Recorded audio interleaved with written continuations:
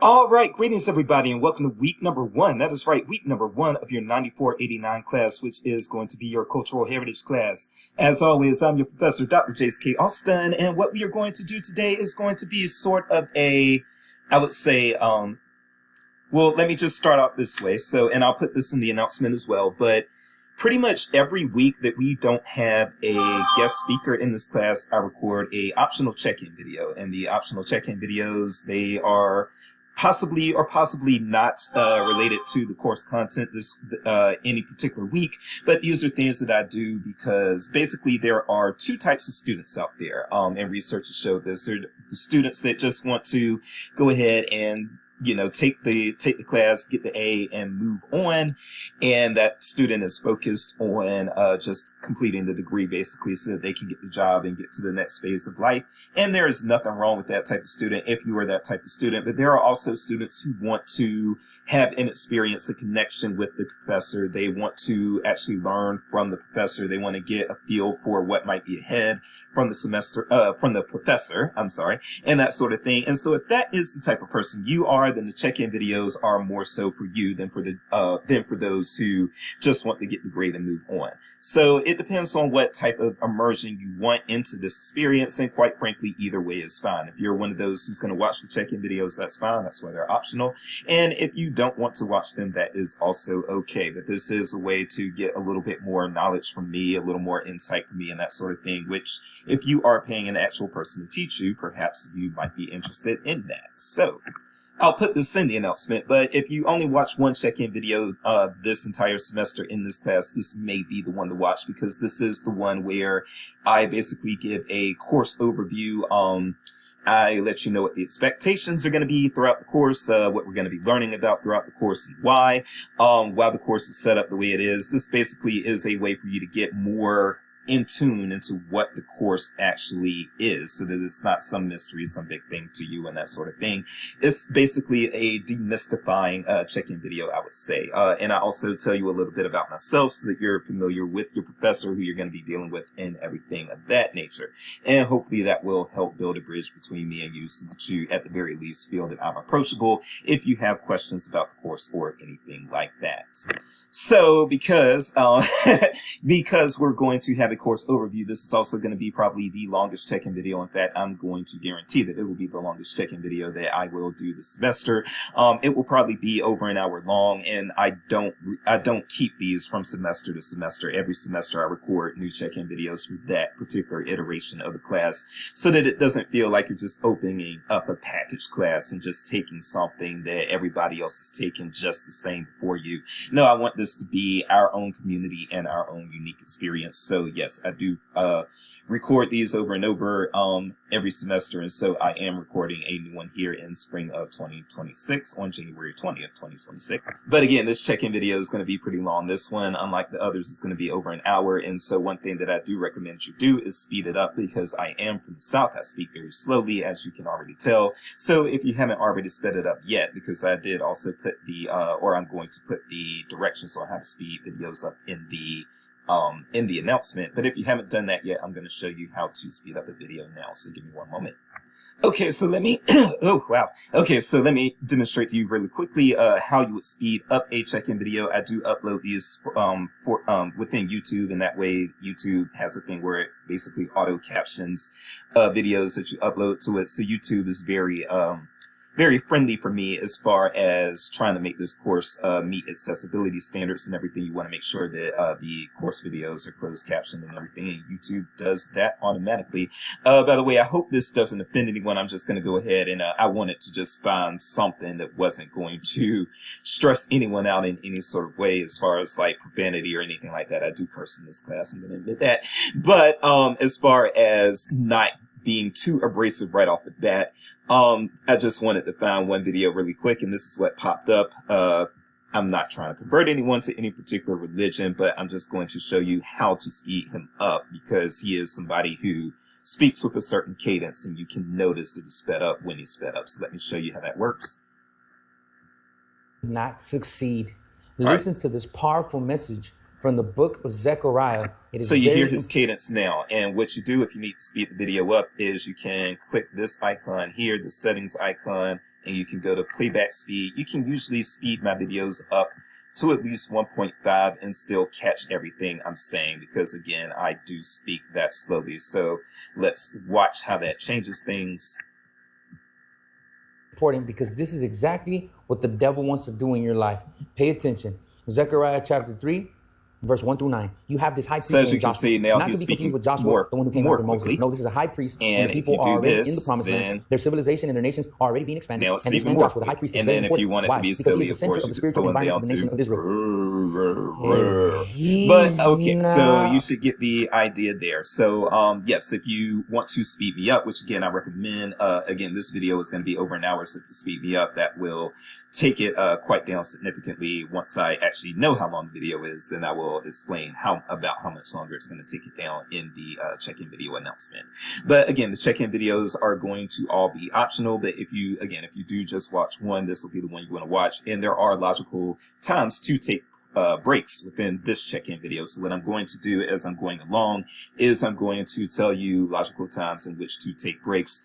That includes, right now we're in the intro portion. Once I'm done with this intro portion, which will be about 8 or 9 minutes, then I'll tell you to take a break from there. And then after we go through the syllabus rundown, I'll tell you to take a break, and then after announcements, and then after a few other things. So yes, actually we will not wait about 8 or 9 minutes. We will go ahead and have you take a break right now if you wish to take one, because we are done with the intro part and we are going to go actually into course announcements first, then into the syllabus.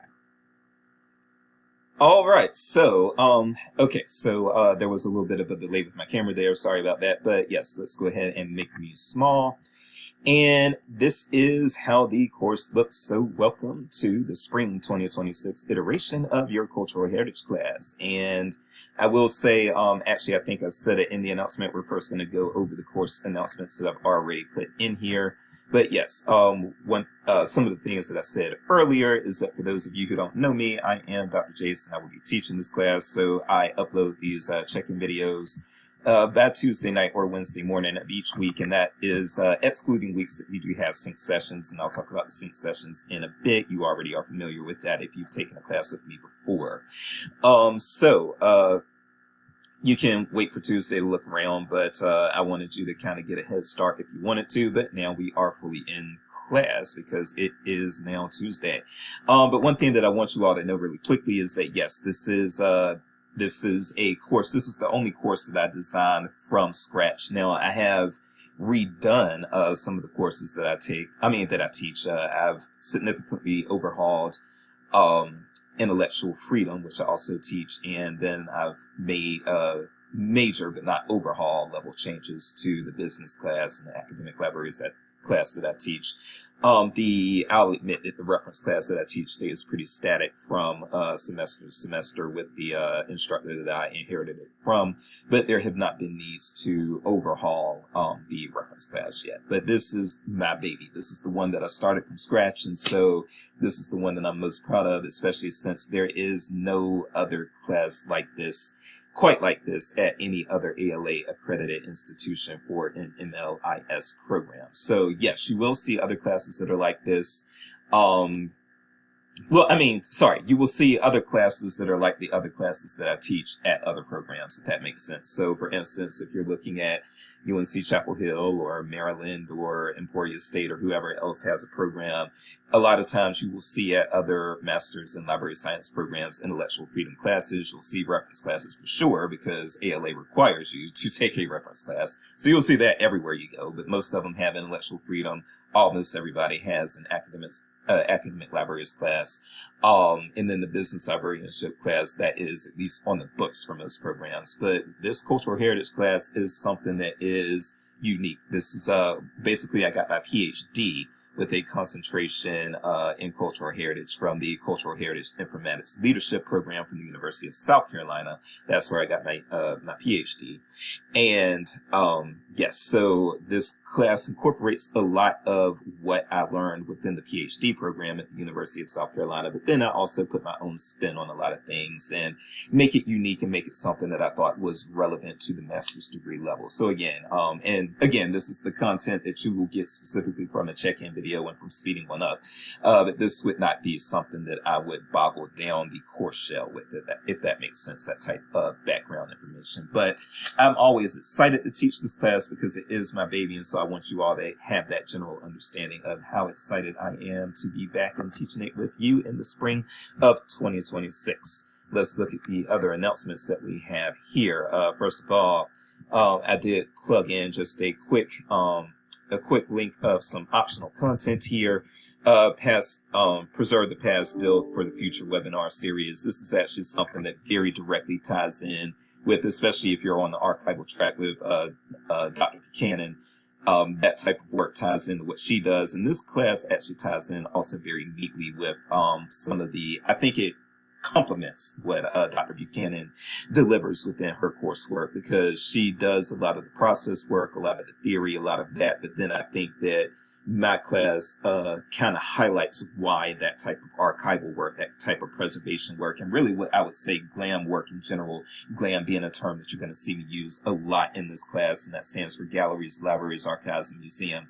But GLAM, a lot of this work, you will see the why through this class, the human elements of why we do this type of work in this class. And so that, I think, contextualizes the great work that Dr. Sarah Buchanan does as far as, teaching the 3 archival classes that she teaches and explaining, she teaches, again, a lot about process, a lot about theory and that sort of thing.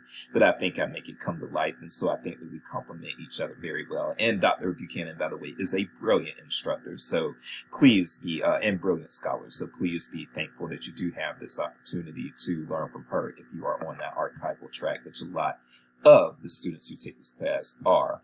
So, but if you click this link right here, you will be brought to this page here. And the thing is, all of these are free. There are some coming up in the future. You will see that there's one coming up on February 25th.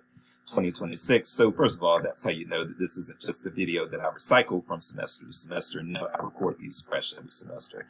And you'll see some upcoming webinars here, but then you will see some previous webinars.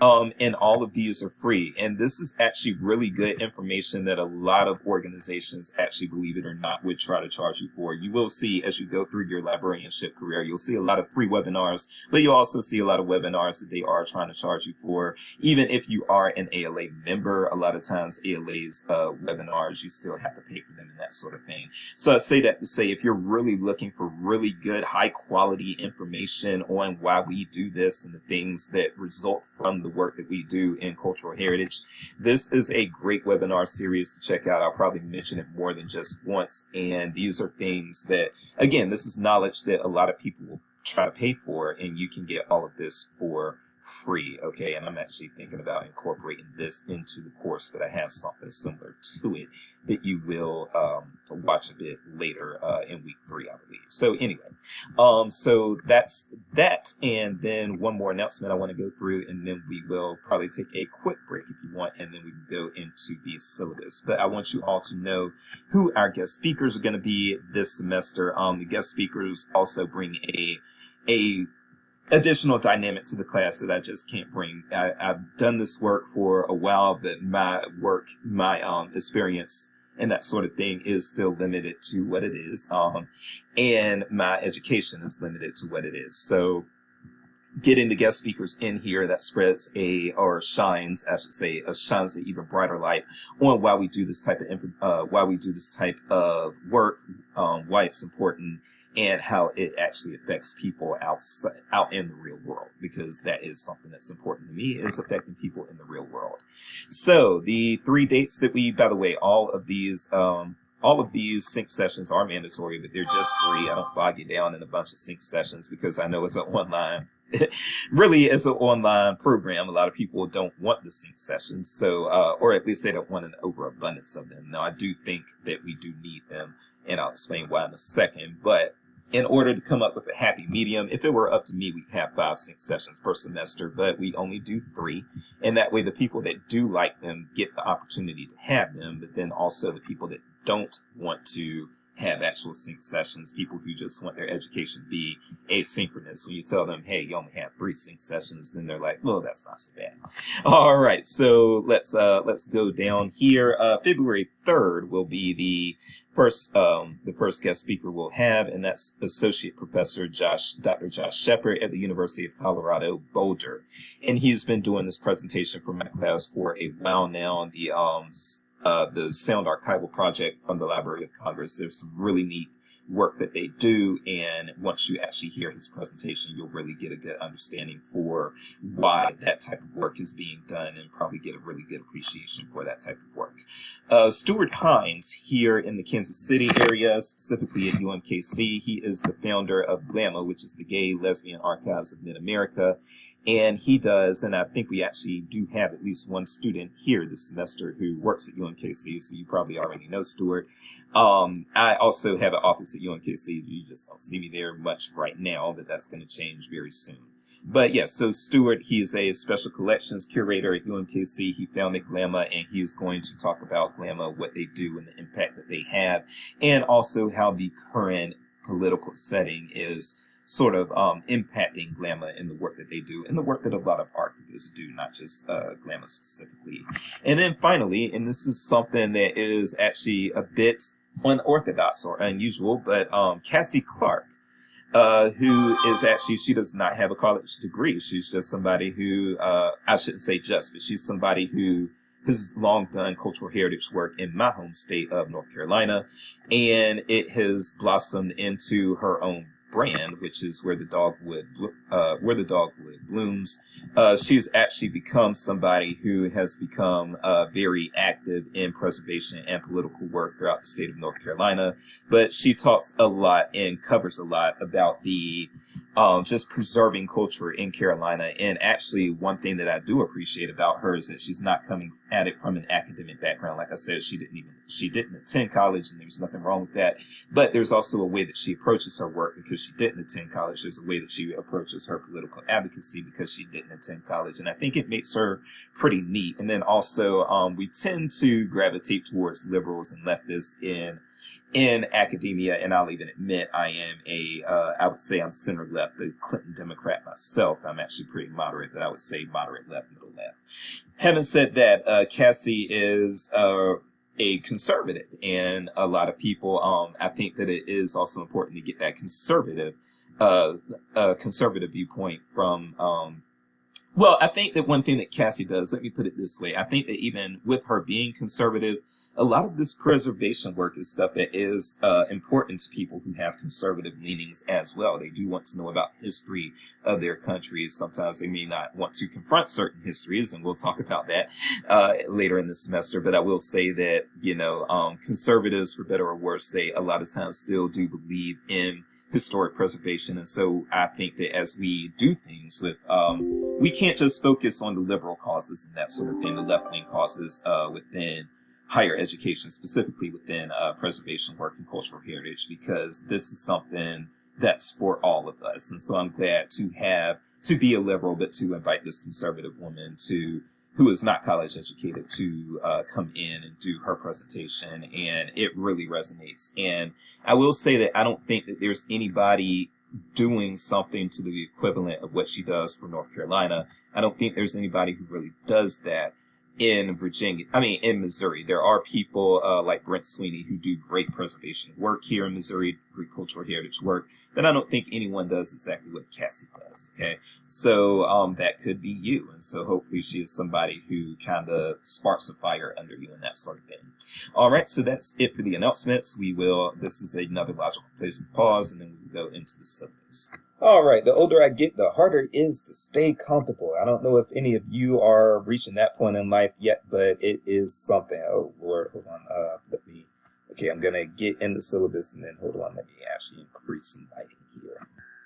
All right, so now we will get into the syllabus part. This part is going to be a little bit longer, but I'm going to walk you through the entire syllabus. So after you watch this part, hopefully you shouldn't have any other questions or anything about what's going to be expected in the class and that sort of thing, and what you're going to be doing, because again, this is an entire course overview.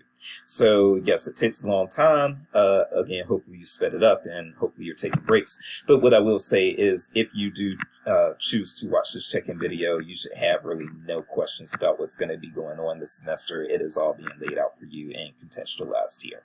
All right, so we are in the spring of 2026. We have synchronous meeting dates, sync meeting dates on February 3rd, March 3rd, and April 14th.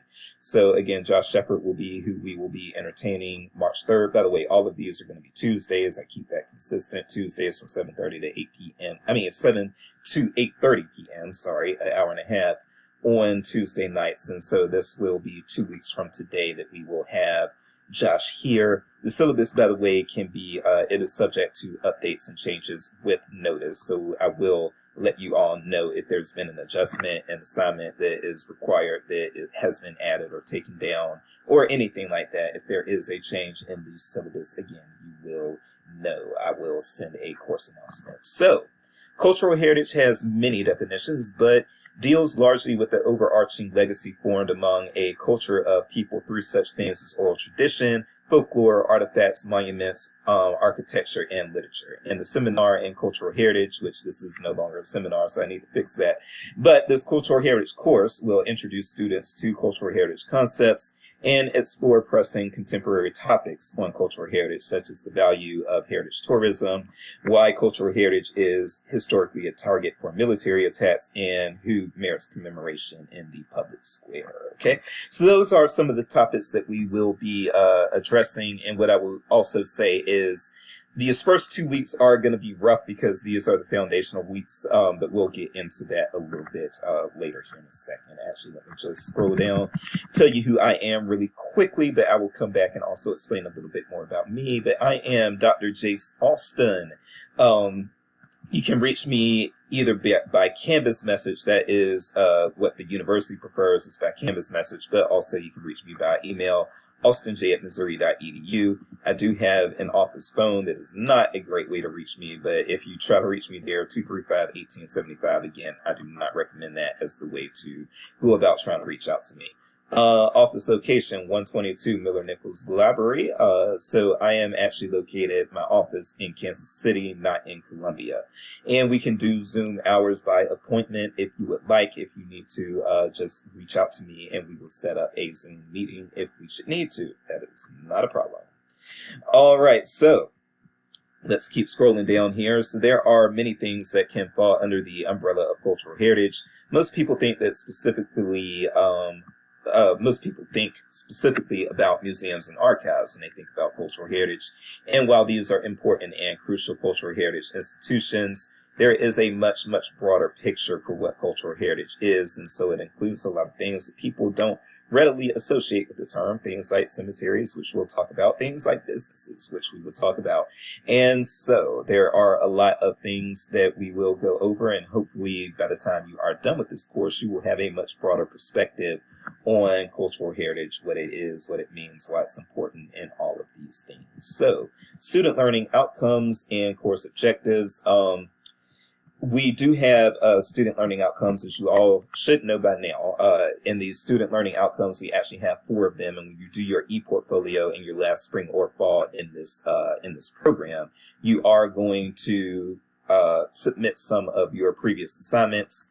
And in submitting some of your previous assignments, basically for each student learning outcome or SLO, and we have 4 of those, for each student learning outcome, you're going to need to present 3 assignments. And so the assignments with this class, they more so line up with SLO number 4, which is basically about users and communities and that sort of thing. But you can make the argument sometimes that specifically the visit to the Heritage Site paper, that one can align with SLO number 1, which is graduates will apply the principles, ethics, values, and body of knowledge to questions in library and information science according to their area of specialty. Okay, so that paper, you can make the argument that it can be included in SLO 1, but this one definitely fits within SLO 4 of your e-portfolio. All right, let's keep scrolling right along here. Online course access. We are accessing it through Canvas. These days, we don't have too many students who struggle with Canvas and that sort of thing. We are in an age now where these types of software have existed for quite a while, and so people are pretty adept in using them, especially after the pandemic. People learned how to use these things. However, if you do need help with Canvas or with any other IT concern related to the university, reach out to 573-882-5000 or call tech support at missouri.edu. All right. Library resources and e-reserves. We actually don't have anything on the e-reserves right now, but if that changes, I will let you know through a course announcement. So scrolling right along from there again, if you need technical help, whether it's the online course with Canvas or if it's email or logging in, discussion boards, Maizu, any of those things, again, reach out to, in this case, it's still the same phone number. It's still the same phone number, 573-882-5000. But you would reach out to the help desk here and not tech support, whereas you would reach out to tech support if you were dealing with online class issues. So sorry about that. But I actually, the help desk is pretty good at redirecting you to wherever you need to go. So if you only remember one or the other, I would remember the help desk and they'll redirect you as needed. All right. As far as online class and etiquette, basically, just realize that things can be interpreted differently. We all come from very diverse backgrounds and that sort of thing. We all have different life experience, all of those things. And so just be careful as you are navigating the course, as you're going through the things that you say. I do want us to have an environment where we can be candid. And one thing that you'll know about me is that I can be very candid, especially if you have me in intellectual freedom. You know that that's my class where I'm no holds barred. This class, I'm a little more nurturing and that sort of thing for whatever it's worth. But even still, I try to blend in a little humor, a little life experience, that sort of thing. I try to make myself personable. And with that, though, I do realize that things can be misinterpreted. Things can be received in ways that they weren't meant to be received and that sort of thing.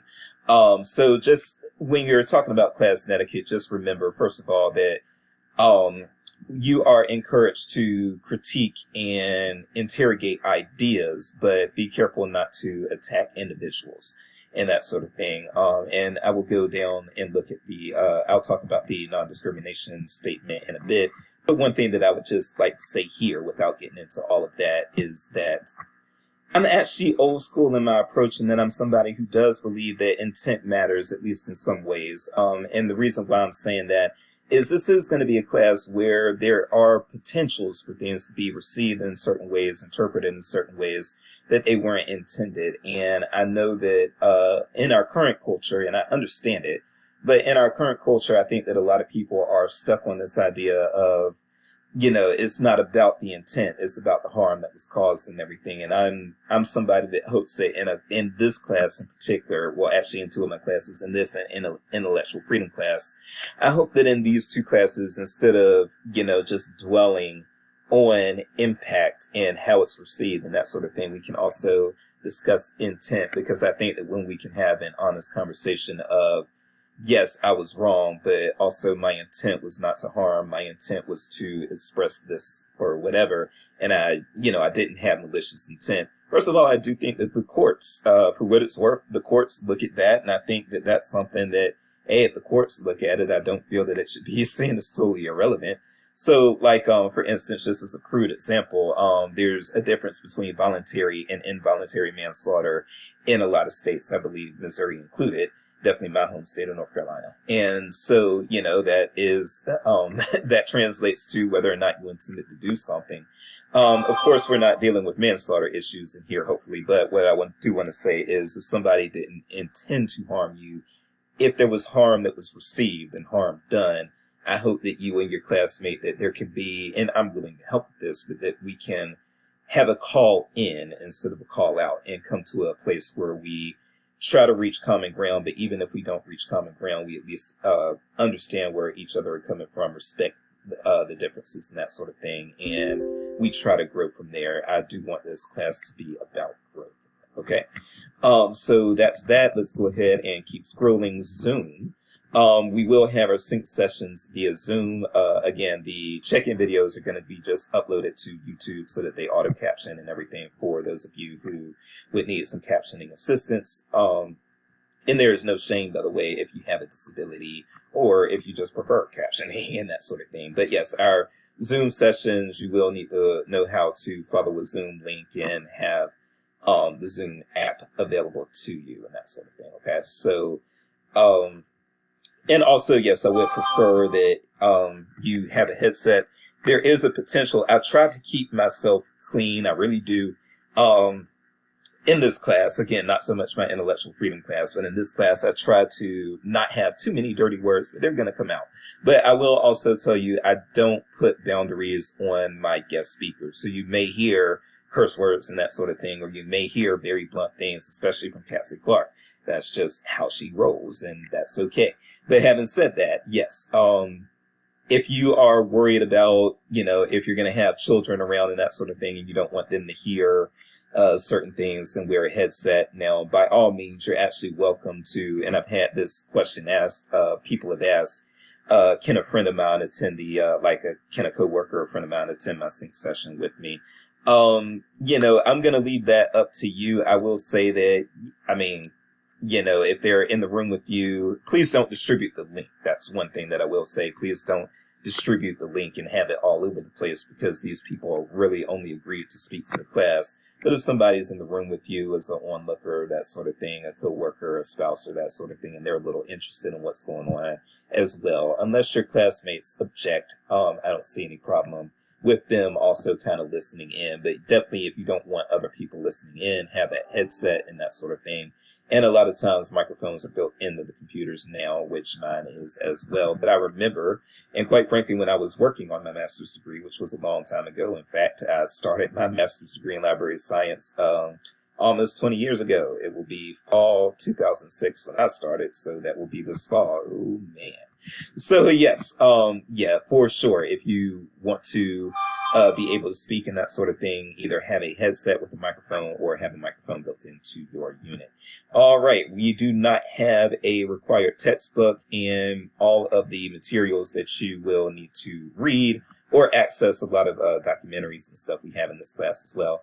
So the different materials that you're going to need, those are going to be available freely either over the web or through the library, either through the web or through the library mostly, okay? But yeah, you don't have to go out and buy a textbook for this class.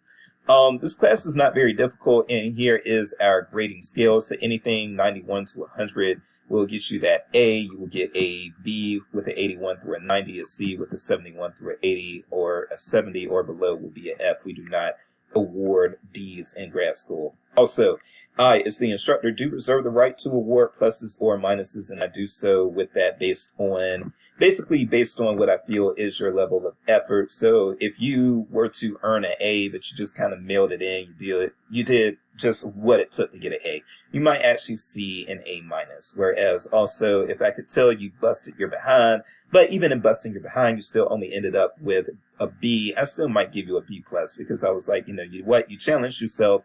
This was something that really wasn't something that you're used to. It really wasn't something you were built for, but you challenged yourself anyway. You came in, you gave it your all. You only earned a B, but I'm going to award you a B plus because I know that you gave it your all. So that's pretty much how that works. Missing guest speakers will make you ineligible, by the way, because there are a lot of extra credit opportunities in this class. But if you miss a guest speaker, that will make you ineligible for A plus, and then also you will probably end up dropping to your, like for instance, if you miss, you could earn like a 100 in this class, but because of extra credit, but if you miss two of the guest speakers, you will still end up probably with an A minus. I'll just be honest with you.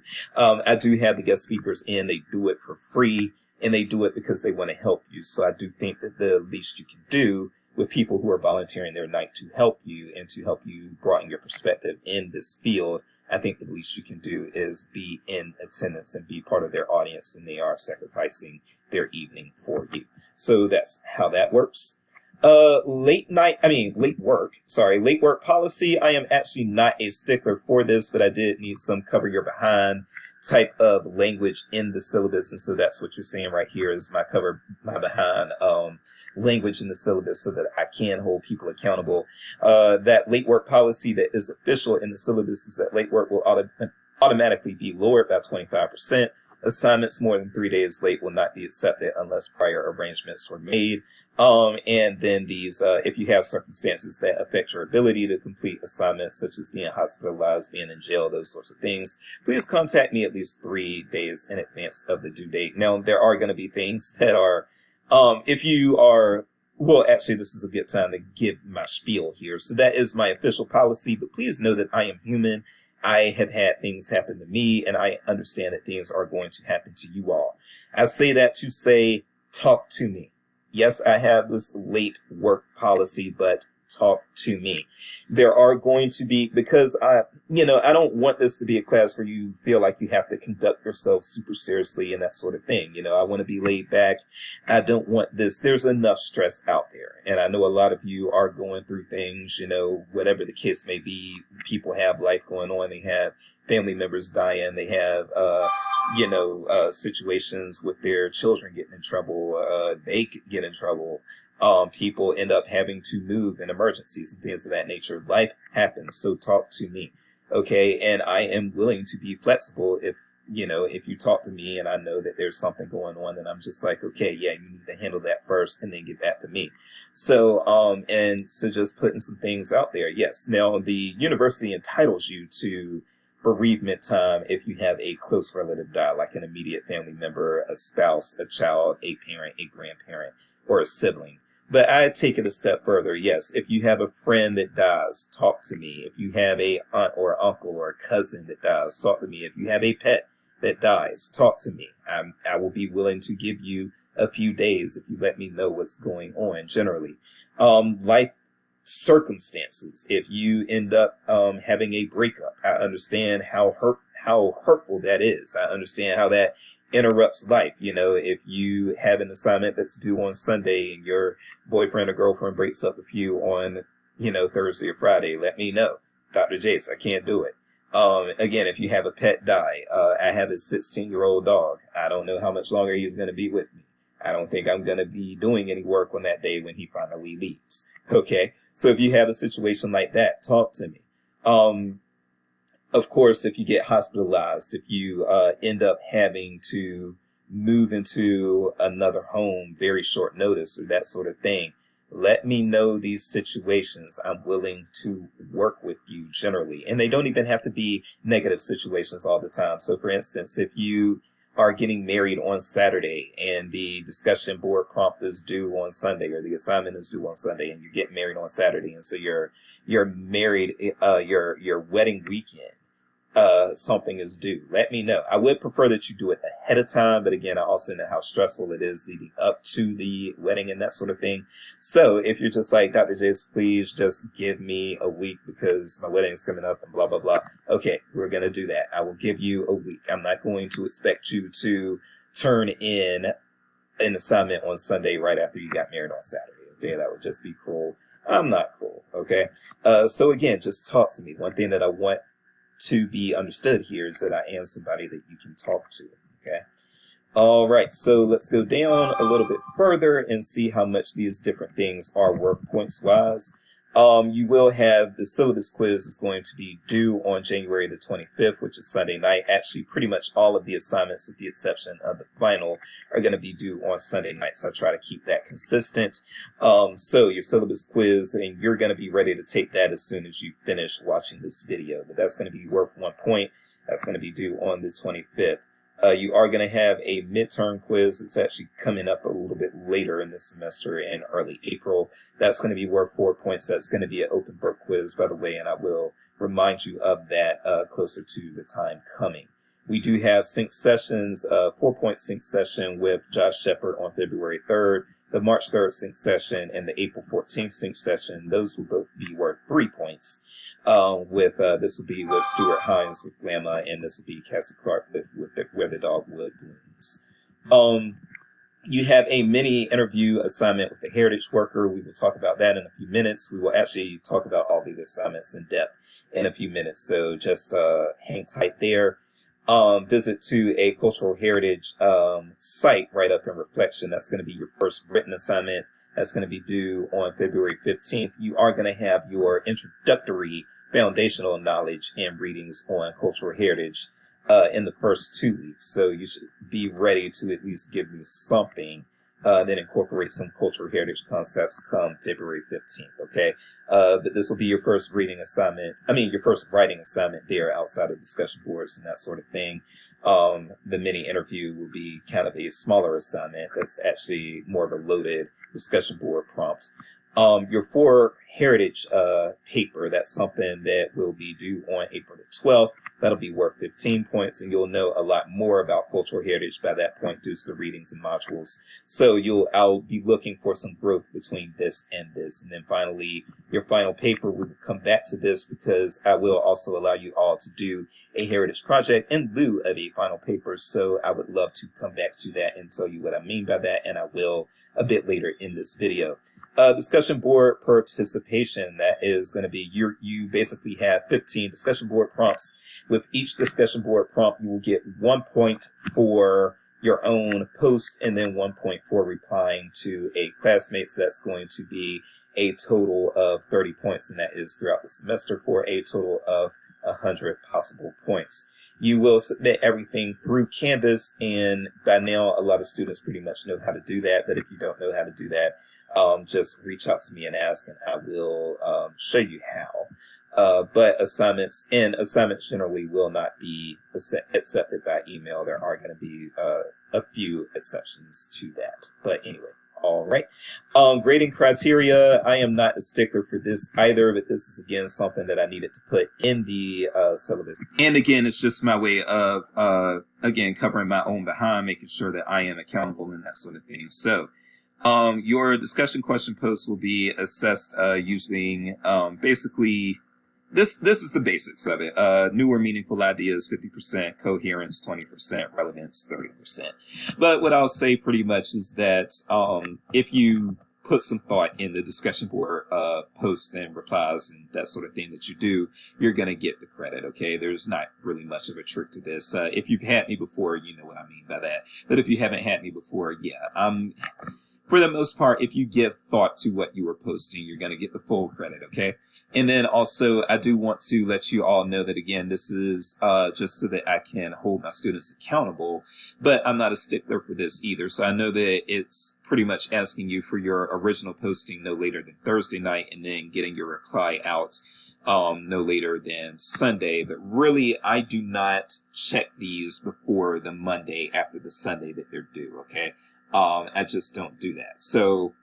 I say that to say this. I do want, if possible, I do want at least 1 or 2 of you to have something up by Thursday night. And that way, those of you, basically everybody's on their own schedule. Let me just put it that way. So there are going to be some of you who you don't even have the time Monday through Friday to do any of this work. And so you do everything on the weekend. That's fine. If you don't have your discussion board post up by Thursday night, like the syllabus said, that's fine, because I'm not going to be entering grades until, again, the Monday after the Sunday that they're due at the very earliest. And usually it's going to be later than that even.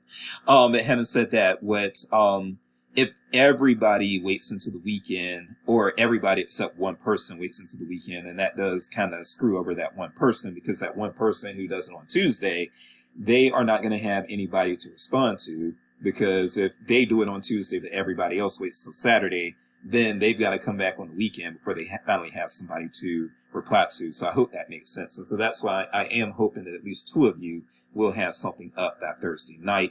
But after that,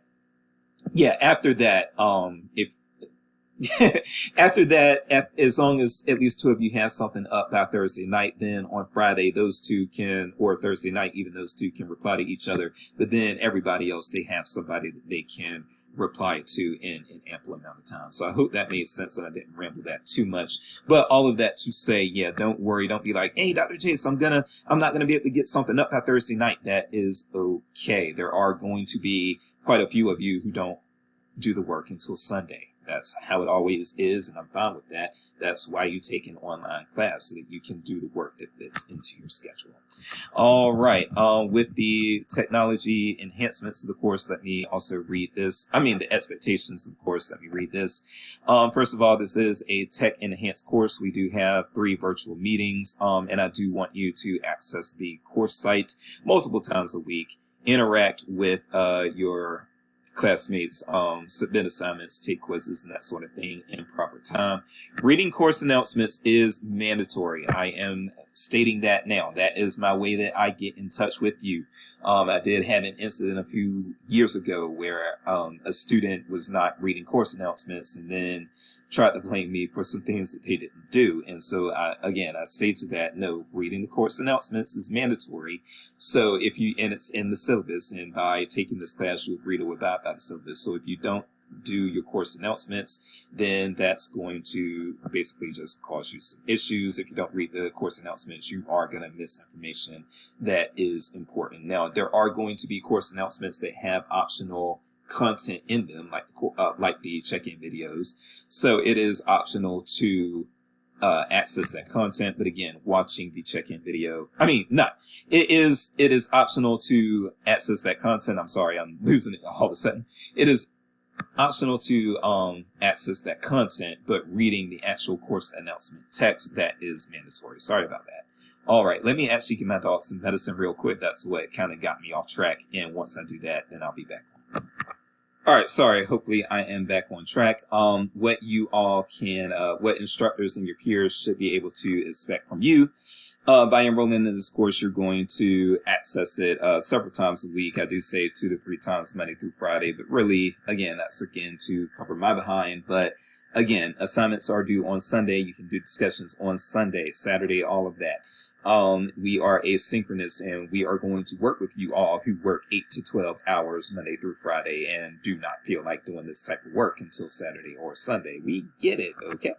All right, now what you can expect from me. I will monitor and facilitate the class. I know I say Monday through Friday, but really I am in this class every single day. I will respond to private questions within 72 hours, whether you email me or hit me on Canvas. If you do not hear from me within 72 hours, please reach back out. A lot of times I do just get busy, but then there are some times where I might accidentally delete an email or overlook an email or something like that. So yeah, again, just follow up if you don't hear from me within that 72-hour period. But I will try to get back to you as quickly as possible. So yes, again, you should expect to log in 2 to 3 times a week at least, but hopefully I don't mind seeing you all every day if you log in quite a bit. So, yeah, hope that you do have a life outside of school, but if you don't, then just know that you have a professor that you can communicate with for quite a bit in schools. And so if you need to communicate with me or want to communicate with me a little bit more then you have to, that is okay. I will let you know when you're crossing the boundary, but for the most part, I expect to spend some time with you all, so don't think that you are inconveniencing me. All right, now as far as what we are going to learn, we are actually going to go through our weekly schedule right now. And so we will talk about the different topics that we will be covering, and I will be contextualizing what you're going to see, because some of this might be alarming to you on first glance, but that's why I would say if you were watching the check-in video, then hopefully things aren't going to be quite as alarming, because basically if you're watching the check-in video, then what you should get a sense for is that well, I'm going to put some context in why this isn't going to be as much reading as you think, because it's going to look really, really stressful when I go down the list until I actually put some context to this. So, going down, first of all, I do want to say that this class is kind of front-loaded with your base information, your essential information in the first 5 weeks. So, I would say that the first 5 weeks are a little more dry. But if you get through the first 5 weeks, I guarantee you the rest of the class is typically pretty enjoyable to the students as long, again, as they get through those first 5 weeks. So, but again, the first 5 weeks, the reading is heavy, but this is your reading that sets up your foundation. And that's actually what I like to do. I designed this class with the idea of making the heavy stuff, the stuff that really takes some, you know, getting used to, and some of the hard reading and that sort of thing. I wanted to front load the class with that, and that way we could have fun as we got through the rest of the semester. Once you got your foundation, I was hoping to make the class more fun from there. So again, the first 2 weeks, the reading honestly is not going to be all that fun, but I promise you, if you stick with me, after that, things start to pick up. So you have your introductory readings and materials in this first week, the 20th through the 25th, Introduction to Cultural Heritage, and this is to introduce you to basic cultural heritage concepts. So you have these sorts of things here, including definitions, stuff, what is cultural heritage, the impacts of cultural heritage, which you're going to need to know that. That helps explain why you would even take a course like this. Again, more definition of things like that, the values and relationships between tangible and intangible dimensions of cultural heritage places. This will make a little more sense to you after weeks 4 and 5, because we will talk about tangible and intangible heritage. The subtle power of intangible heritage. Again, when we talk about power, this is to help you understand why we do this, why we're talking about this. There is power there. And then, of course, you do want to have your ethical framework, and I feel that this right here gives a really, really good, just kind of ethical framework. And I will say that some of the readings may seem like they're old, but trust me. And this has been revised. That's good. I can actually change that really from 2018 to 2025. I don't know how I missed that. But anyway, so yes, with that said, yeah, the one thing that I want you all to take away there is that when you take a class like this, you're going to be talking about ethics throughout the entirety of the course. But when it came to actually laying down an ethical framework, I didn't want that to take up a whole module. And thankfully, that one reading right there does what I needed a whole module to do in the past. All right, so we scroll down from there. Becca was also, the PDF for that is in the module. Becca volunteered that piece to me. And then going on further, week 2 may seem a bit dry, and that is my dog. Hold on. All right, so preservation concerns of cultural heritage. Again, this content here may be a little more dry, may not speak to you in some of the ways that some of the later content will. But again, this is your foundational knowledge, and again, getting that foundational knowledge is going to be so key to your first written assignment, which is going to be your cultural heritage site visit assignment. So definitely get your foundational knowledge down. And I will also say that the information that you will find in a lot of those videos in that second announcement that I told you about, again, to refresh your memory, this one right here that we were talking about, the Preserve the Past, Build the Future webinar series. Again, that kind of goes hand in hand with what you are going to be learning about in week 2. So this might be even a good opportunity to, if you remember, to kind of engage that content again, because that content will complement a lot of this content. And in fact, I actually included one of those videos here. I made that mandatory. This one's really good. It's from 2024, so it's a newer piece as well, because I know some of you might start seeing, hey, 1994, what's Dr. Jason doing? Trust me, there is good reason to have some of these older readings within a cultural heritage course. It's actually very good to have them. And this is stuff that you really just kind of need to know, and stuff that, yeah, it's changed over the years, but the foundational ideas are there in these 1994 pieces. But, yeah, so you've got something very new there. And again, this introduces you to preservation concerns. And so this would even get you into more of the why. I know that Dr. Buchanan in her classes, she goes through the why. But first of all, a lot of you are not going to take Dr. Buchanan's classes because you're not specifically on the archival track, and you don't need to be on the archival track at all for this class to be relevant to you, not at all. And we'll talk about that in a bit too. But if you are on the archival track, she does a lot of how and a lot of the other things, but a lot of the why. You just don't, she doesn't have the time to go over it the way that this class can specifically delve into it, okay? So again, you should understand the why a little bit better, the why we do these things with week number 2.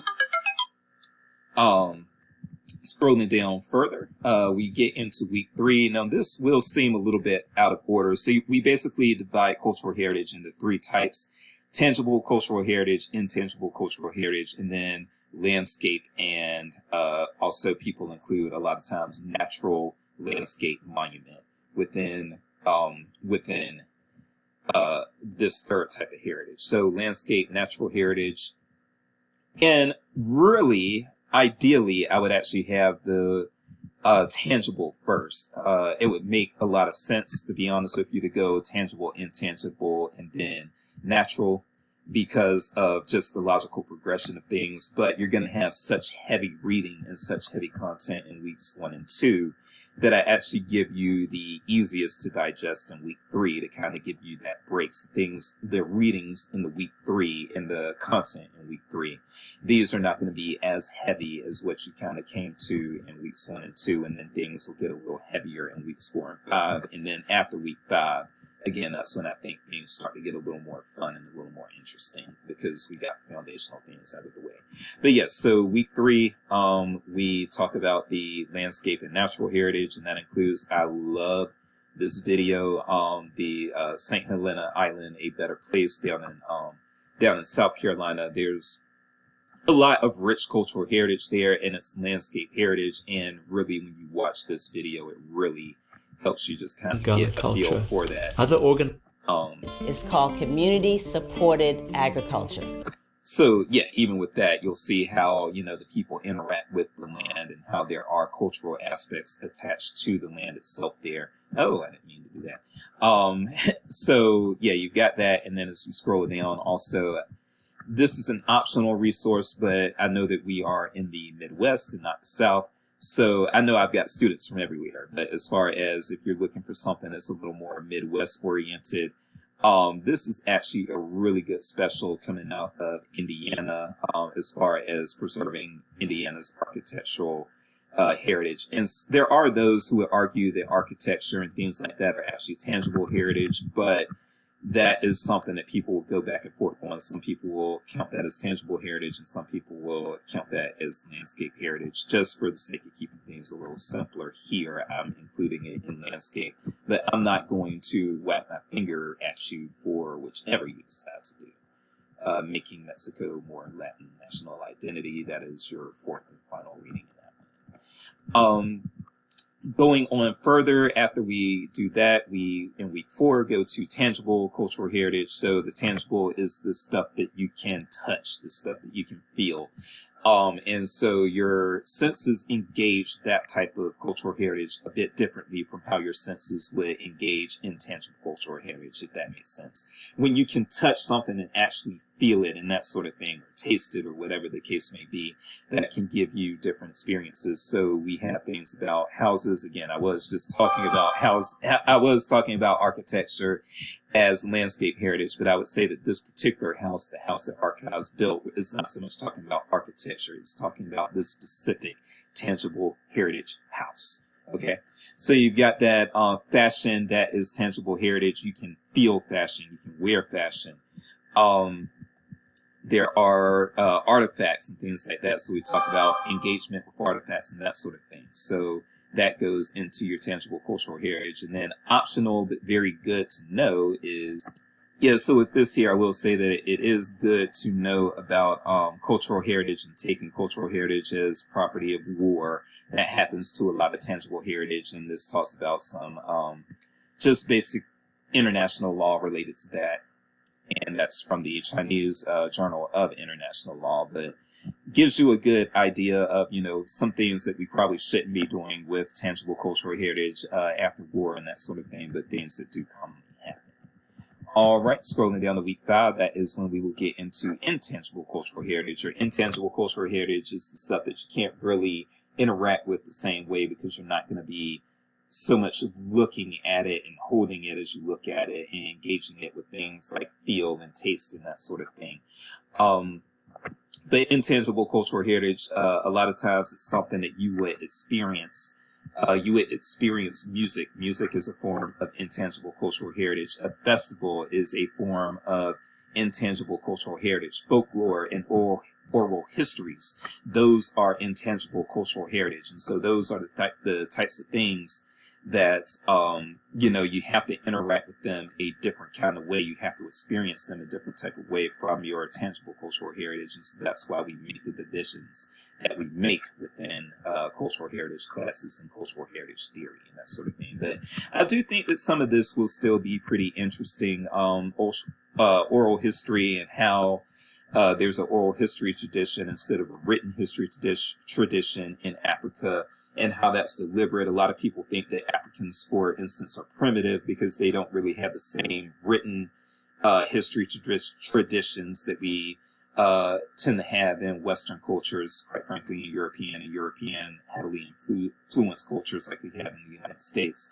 But there are advantages to having through passing cultural heritage through folklore and through oral tradition, and that does include you can, I know that we as librarians, we want everybody to have access to the best information and that sort of thing. We want everybody to have access. That's who we are as librarians.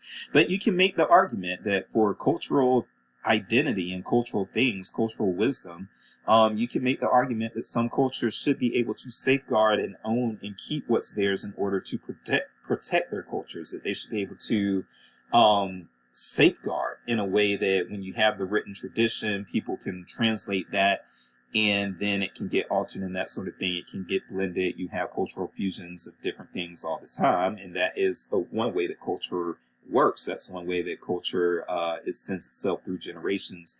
But then you can also preserve culture, and there's certain culture that you might not want subjected to cultural fusions and that sort of thing. And so when you find yourself in those situations, then oral tradition that allows you to communicate things specifically to a group of people, and y'all can agree to keep it amongst yourselves, and you don't have to worry about the written word being taken and, altered or, watered down or anything like that. So there are advantages to oral tradition. It's not primitive the way that the West likes to couch it a lot of times. But yeah, you'll also talk about festivals here. You'll talk about the intangible cultural heritage of living people. You'll read about that. Why intangible heritage, why we should care. This is actually a really good TED Talk from about a decade ago. And then I just added this. So I know students sometimes get nervous about the age of the things, and certainly there's nothing from this decade in this module. So I get that. But actually now this has been added here. This is something that Mid-Continent Public Library, which is the public library system that actually serves me currently. But they have just started they've had an oral history program for a while, but now they've rebranded it into the Tell Me a Story oral history program. And then they've got connections and resources that you can get through that. And so this is one of your materials now as well. And that'll help you get a little more acquainted with some of the things that we try to do with oral history telling and with intangible heritage.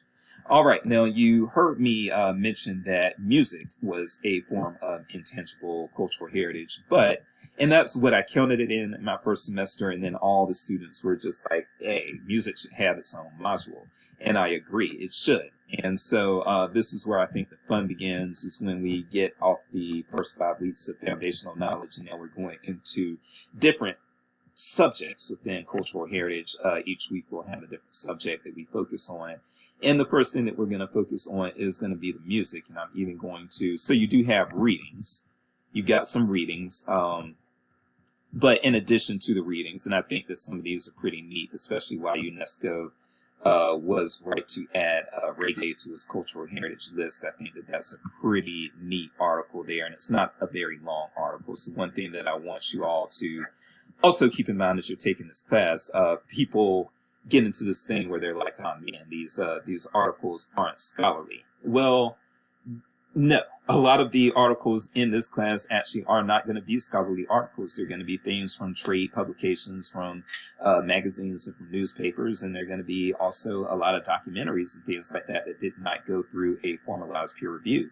But I think that these things are good because we don't always need to rely on the scholarly stuff. And I think that there's a lot of stuff that when you look at magazines that really or newspapers that really talk to the people directly, or the documentary films that really capture what people are saying directly within these cultures and that sort of thing.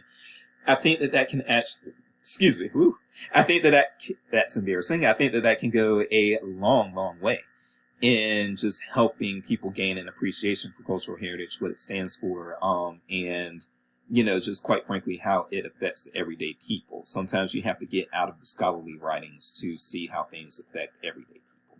Okay, but another little aspect that I wanted to mention here, and those are not going to be really heavy duty readings, those five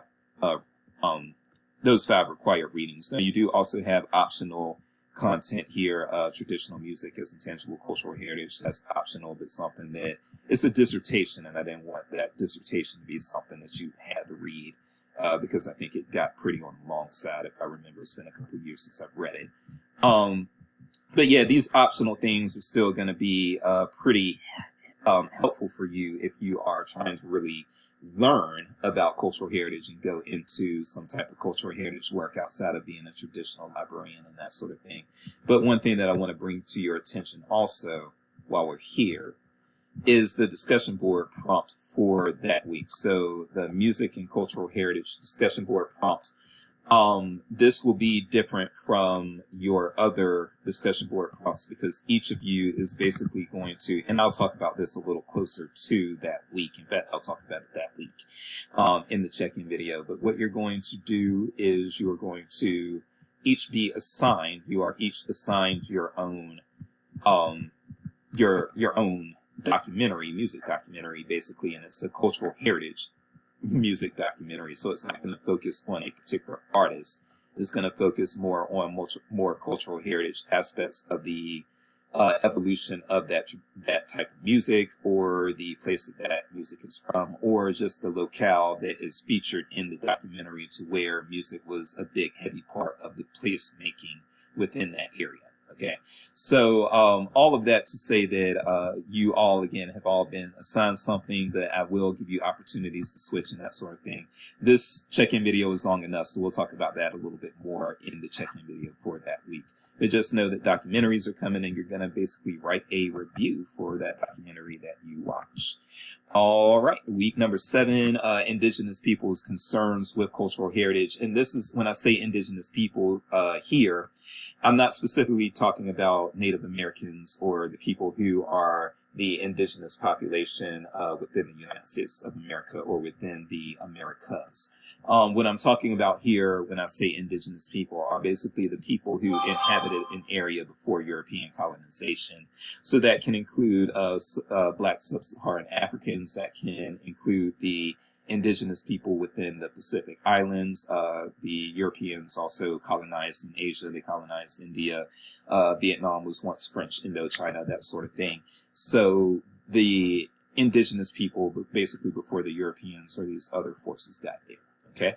And so they do have concerns. They have concerns about ownership. In fact, I'll just read here. The enduring issue with cultural heritage, or an enduring issue, is who owns cultural property. This is especially difficult for indigenous populations whose land has been colonized. Issues surrounding ownership, contextualization, and proper preservation and presentation of indigenous cultural items are probed in that week. And so, believe it or not, one of the things that actually is very relevant to this is going to be the movie Black Panther, and how museums were, if you all watched the movie Black Panther a few years ago, you probably understand, and you might want to watch it again if it's streaming, if you have Disney Plus, or if it's streaming on something that you have.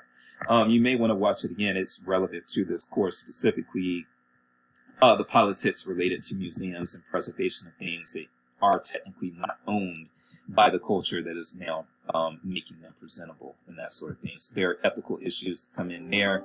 And one thing that you might want to note, because one thing that may make you nervous, is you're going to see, oh, okay, there's 9 readings. And you're going to see quite a few weeks like this where you've got, sometimes you will see weeks with even 20 readings in them, and that may make you scared. One thing, I'm going to say 2 things about that, though. First of all, you don't have to read things verbatim for retention. Okay, a lot of historians, they'll tell you when they got their master's degree in history, they were reading like stacks of material every week. But they're not reading verbatim for retention. They're gleaning key points. They're trying to read key points and that sort of thing. And you're going to get a knack and a feel for doing that as this course goes on. But another thing that I want you all to know is that, for instance, these things right here, like this is from the Baltimore Sun, and then this was from BBC. These things are not like 20, 30 page journal articles. Now you do have that with, for instance, this right here, but these are things that are like one pagers. This is a newspaper column. As you know, newspapers don't have long things. They're written for brevity. So a newspaper column isn't going to take you but 5 minutes to read. Same with this. This will take you about 5 minutes to read, that sort of thing. I'm a very slow reader, and those were things that I got through in 5 to 8 minutes, okay? So I say all that to say, please don't be alarmed by the number of readings, because a lot of these things are just going to be one-page readings, all right? So don't be alarmed. But yes, the movie Black Panther did a lot of heavy lifting, and so you don't really have to read a 30-page journal article to get those key points. You can get it actually through these things that were produced for the masses to read. All right, going into week number 8, we're talking about cultural heritage in local and small town business. So that's something that I want people to understand as well. We tend to be pretty anti-capitalist and that sort of thing in the library world, but that's something that I've never personally really gotten into. And I do believe, even if you are anti-capitalist, a lot of people who are anti-capitalist still believe in businesses, and they still believe in people making a profit based on, the goods or the services that they provide and that sort of thing.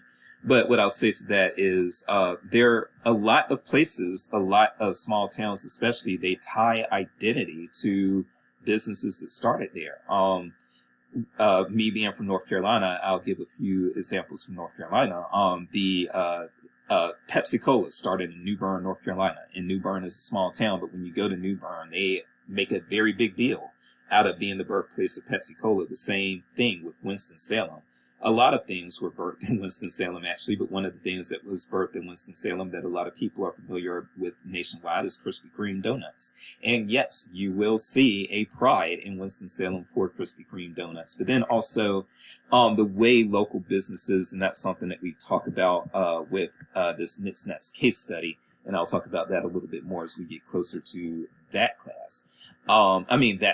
But yeah, this NITSNATS case study, it really gets into how small local businesses, how they shape, first of all, how they can be unique to a particular area, because they're not just some franchise, basically like a Burger King, for instance. It's going to be the same pretty much wherever you go. There are going to be a few regional differences, but it's pretty much cookie cutter. Whereas you can have like a local restaurant, if I'm using KC as an example, you have things like Gates and a lot of other places on the barbecue scene. And when you have these barbecue restaurants, they all tie in their local history and a local pride connected to that local area and the role that restaurants serve and that sort of thing. So don't discount the cultural heritage of small town businesses. And so that's something we dive into there. Restaurants are a very obvious choice when discussing this, and so are breweries. But there are, and again, you'll see this with NITSNATS when you watch that video, there are going to be things that are outside of the food realm that can be very strongly associated with and give pride to a community as well. Then we go into week number 9, more than a resting place, cemeteries as crucial cultural heritage resources. And so we talk about cemeteries, and that's pretty much what that is. And we'll get a bit deeper into that, but cemeteries have a lot of hidden cultural heritage value, and you're really going to see that after that module. Week number 10, undermining identity, knowledge, and culture, why invaders and terror groups attack cultural heritage. And again, so you're going to see a lot of readings here. A lot of them optional too, but you're going to see a lot of readings here, but then there are going to be things like this from CNN, and these things are actually like one-pagers, like 5 to 10-minute things to read and that sort of thing. So again, don't freak out by the number of readings, because a lot of these readings are very short. But it is very important to understand. Again, the objective, I'll read that here real quick. We have seen threats to cultural heritage sites by those who lead military forces and terrorist forces. This is nothing new, and UNESCO actually takes a strong stance against harming cultural heritage sites for the purposes of war and terror. Our readings this week acquaint us with the idea of why these places are targeted and why targeting them is wrong. All right, so you should, after reading that, after reading the materials here and taking in the material here, you should have a better understanding of why these things are targeted, but why we should protect them from that destruction. All right. Then we go into heritage tourism. I am somebody who believes in the commodification of cultural heritage. I do believe that it is a good way to generate revenue for locales, but then also it is a way for us to exchange. It's a way for us to exchange heritage. It's a way for us to exchange ideas, knowledge, wisdom, culture. And I believe, again, that that's how we grow. So, we can grow as people, and we can keep other people employed in the process, and give people, some people look at their employment as part of their reason to live, part of their contribution to society, and it makes them feel good. It gives them purpose, positive purpose, and that sort of thing. And so, yes, I do think cultural heritage tourism is important. And so this is a module that covers that. A lot of interesting things will come out of that. The Four Heritages paper goes along with heritage tourism in a way. You don't have to make that particular assignment based on heritage tourism, but I will say that the implications are there and they make sense. Week number 12, we get into Confederate commemoration, the considerations for Confederate commemoration, why it's being done, the particular harms and that sort of thing. And the reason, and I'll get more into this that week, but the reason why we go into this module and have so much time devoted to that is because Confederate commemoration really does contextualize better than anything else that I've found. It really helps contextualize why, as far as why people are commemorated in the public square, why you would name things after people, why you would name schools and streets and things like that after people, but then also where that can potentially cause harm and that sort of thing. The Confederate Heritage module really does a good job of contextualizing how harm can be caused and how this can be a controversial subject, but still a subject that we need to confront. And naming controversies are something that happen in the library realm. So we'll come back to that. All right. So we'll talk about that in a lot more depth as we get closer to that time. And again, you'll see a lot of readings here, but a lot of these are like one-page readings. Some of them are even one-paragraph readings. A lot of optional material as well, and I'll get to why that is in a minute. Week 13, we are almost done, and we'll take a break as soon as I'm done getting through this, because I know it's been a while. But week 13, we go into women and commemoration and other elements of cultural heritage. So basically what I will say here is that, and you can read this objective yourself. I am getting a little long-winded here, so I want to kind of speed it up. But one thing that I want to say is that women are actually doing a lot of the heritage work, and yet there is a lack of adequate commemoration of women in the cultural heritage realm. And so one thing, and you'll see as we get into this module, as you listen to this interview with Dr. Alexandra Russell, you will see why, basically you'll see how that's almost become hidden heritage, how the contributions of women has become almost an aspect of hidden heritage. And so in order to actually tell the full story, in order to tell our full cultural narrative, we do need to appreciate the contributions of women more and raise awareness to both the women that are doing heritage work, but then also the women that have been groundbreakers within cultural heritage, and appreciating their contributions so that we just have a fuller and brighter picture. So we will, this needed its own module. It wasn't its own module at first, and then I realized, yes, especially since most of my students are women, the gravity of the gender issues within this is something that needed to be brought out a little further. All right, scrolling down, we only have two more.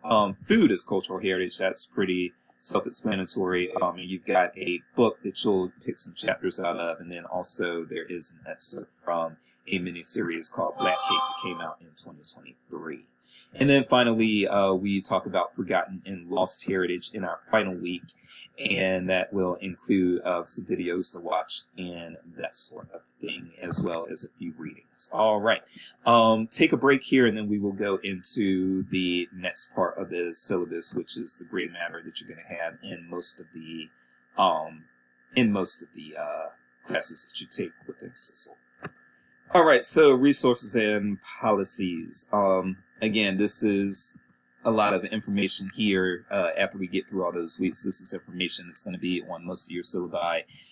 Just pretty much legalese that the university wants us all to be governed by. So I'm not going to spend too much time on this. I'm going to leave it up to you all to mostly read this yourself, since it's going to be in pretty much all of your syllabi anyway.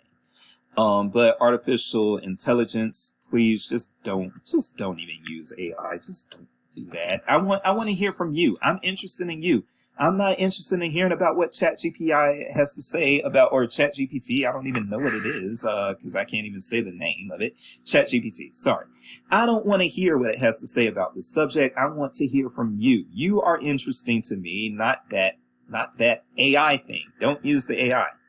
Academic integrity. Please don't cheat. Please don't pass off other people's please don't plagiarize. Please don't pass off other people's work as yours. Yada, yada, yada. Academic inquiry, course discussion, and privacy. I've already talked a bit about this, but one thing that I do want you all to keep in mind, and again, this is something you can read on your own, but one thing that I do want you to keep in mind is, again, please keep what we talk about pretty much within the class space, okay? Don't dox your classmates. If you don't like something that your classmates said, that's no reason to dox them or try to embarrass them or something. If we do need to bring in somebody to kind of be a mediator or something like that, we can do that. Just speak to me. But I don't want you all doing anything that is taking things outside of the class space. And FERPA goes along with that as well. FERPA, there are certain things that I cannot reveal or share without your permission, including things like your grade, your address, blah, blah, blah. So, that's the FERPA statement. I will ask you for permission. For instance, if I need to share an inquiry that you made with somebody else related to the class or related to your education and those sorts of things. So I respect your privacy, and I want to facilitate a safe learning environment here, and I hope you all do as well. Intellectual pluralism, we are all going to have different ideas and that sort of thing, and that's what makes a class like Cultural Heritage great, is we all have different cultures. So yeah, be ready to speak about it, because that's what's going to really enhance and make this class more full, more of an experience. All right, mental health. This is something that is a big deal. It's been a big deal since the pandemic. I know it was a big deal before that as well, but it really became a big deal during the pandemic, and it will continue to be a big deal. So what I'm going to say is, do not suffer in silence. Please, if you need to be connected to some resources, reach out.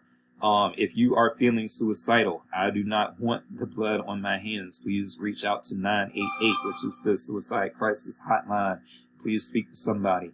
If you need to, those of you who are in Columbia, you can actually make an appointment to talk to a counselor in person in Columbia. That is the number that you would use. Reach out to them. But if you are outside of Columbia, but you need some mental health resources, please still just visit the Office of Mental Health online. Find a way to reach out, because we have to make sure that you stay in a good mental place, okay?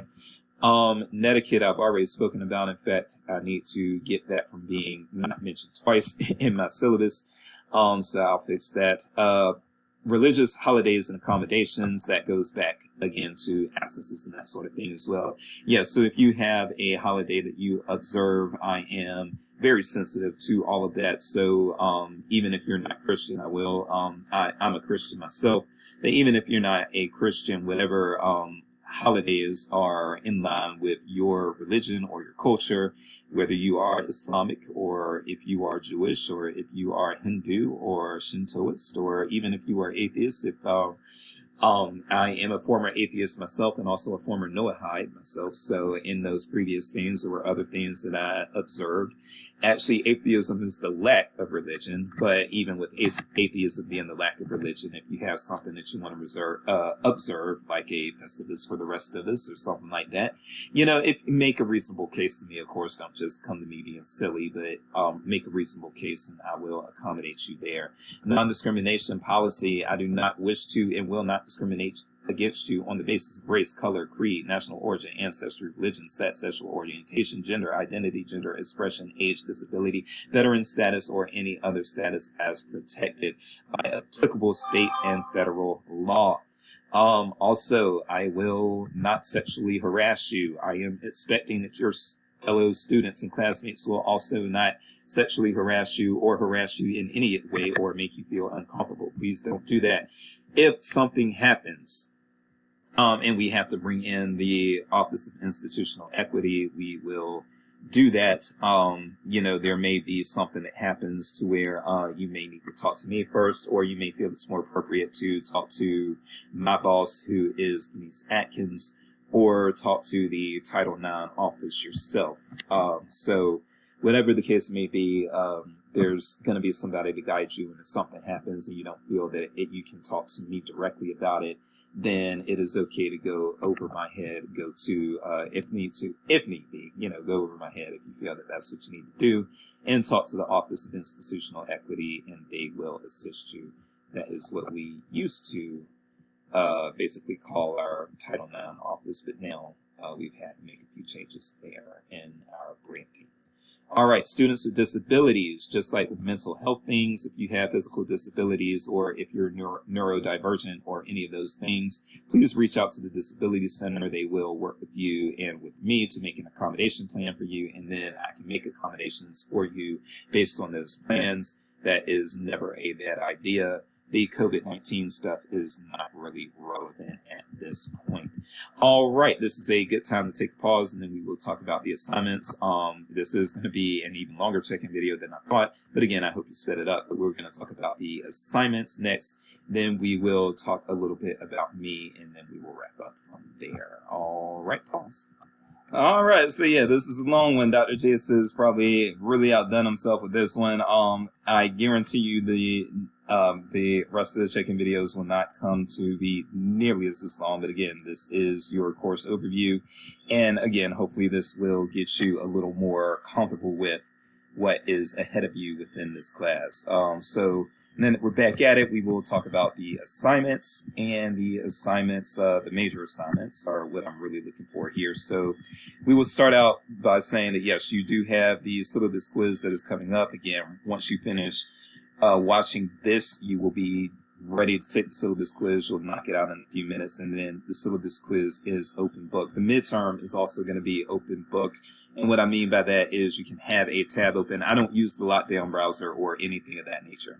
So what you can do is you can have a tab open with the quiz, and then you can have another tab open that actually has like the class in it, like a that has like the modules and things like that, and then you could possibly have a third tab open with like Google and that sort of thing, and you can use the resources available to you. You can go back into the module, or you can Google to find the answers to the midterm quiz. That is totally fine.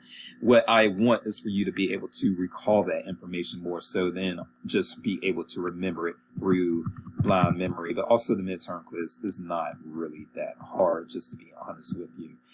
So another thing that we have is going to be the first written assignment. That's where I wanted to get. That's going to be right here, February 15th. The Cultural Heritage Write-Up and Reflection assignment. So what you're going to do is you're going to write a 4 to 6 page double-spaced reflection. Again, this will be after you've done your introductory 2 weeks of coursework and reading. So you'll have enough foundational knowledge at that point to visit a cultural heritage resource and basically just write about, use your 5 senses as best as you can to interact with that heritage resource, and, just answer these questions, not in Q&A style, but use these questions as a guiding point to say, what makes this place that you selected a cultural heritage place? What type of cultural cultural heritage is it? Is it landscape, natural? Is it tangible? Is it intangible? Does this place contribute to its local or constituent community? If so, how? What does it mean to its local or constituent community? Do you believe, what does the future hold? What do you think the future holds for this cultural heritage item, et cetera, et cetera? And we do have a sample paper here. I don't want y'all to be too reliant on sample papers because I like for your actual creativity to kind of shine through.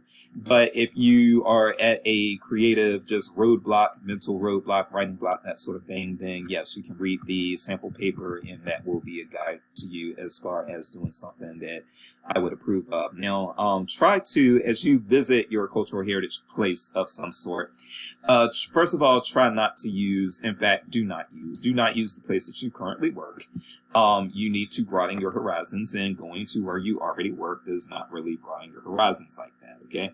So don't go to the place that you currently work, but find somewhere that would be interesting to you: libraries, museums, archives, monuments, statues, non-chain restaurants, a zoo, a historic place or a place on the historic registry, old architectural place, plantation, a park, if there's like a river park or something like that, or you can attend a festival. If there's something like a festival, it can be an intangible cultural heritage experience. So you can attend a festival, attend a ball game, attend church, something like that. All of that would count. But if you attend church, attend a different church. Don't attend the church that you attend every week. Just write up something there, and you will have your, this will again be a 10-point assignment, and you will have your rubric right here. Okay, so looking forward to seeing y'all do that. That will be due just in a few weeks, February the 15th. And then you have basically 3 written assignments, but I'm going to come back to that. So your, well, actually 4 if you include the mini interview. That is more of a quote unquote an assignment. But that's going to be, that's due before the 4 Heritages papers. So let's talk about the mini interview really quickly. The mini interview. So this is something that should be very quick. Basically, this can be a Q&A. It can be a Q&A, and basically what you do is and this can be something that you conduct right over email. It can be that simple. But what you do, you have 5 questions, and you need to identify a cultural heritage worker and ask them that these 5 questions. It does need to be somebody who is willing to identify themselves for question number 1. But they can be, it can be a museum docent. It can be a museum administrator. It can be, if you are a librarian, it can be a special collections librarian. If you're a reference librarian, not somebody who does what you do, though. But it can be a special collections librarian. It can be an archivist. It can be a cook at a cultural restaurant. It can be the restaurant owner at a cultural restaurant. It can be somebody who runs a small business. It can be a park ranger. It can be somebody who plans festivals, that sort of thing. Somebody who plans conferences, that sort of thing. There are a lot of things, and again, if you're not sure if somebody fits the spirit of the assignment, just like if you weren't sure if somebody fit the spirit of the cultural heritage place visit, then by all means email me or contact me through Canvas and Ask. Same deal here. If you aren't sure whether or not something will count, or someone will count, as a cultural heritage worker, email me and ask, or send me a message and ask, and I will either tell you yes or no. But there are a lot of people who will fit into one of these things, and you basically just send them the questions. You have them, they can answer them by email or whatever the case may be, and then you just upload, and this will be a discussion board post, and you will upload that into the discussion section for the week that appears.